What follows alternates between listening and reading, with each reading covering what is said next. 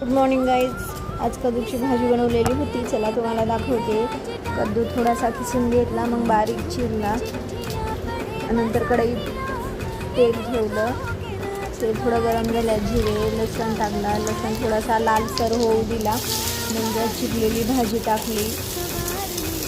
4-5 हिरव्या मिरच्या मीठ टाकून वाटल्या आणि वाटलेली हिरवी मिरची टाकली.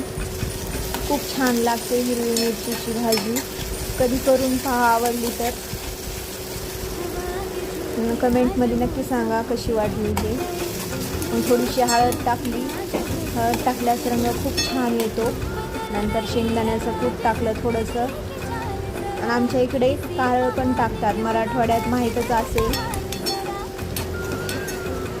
5 मिनिट हलवून मग थोडीशी वाफ द्यायची 5 मिनिट. नंतर भाजी तयार. खायला ही पहा किती छान झाली.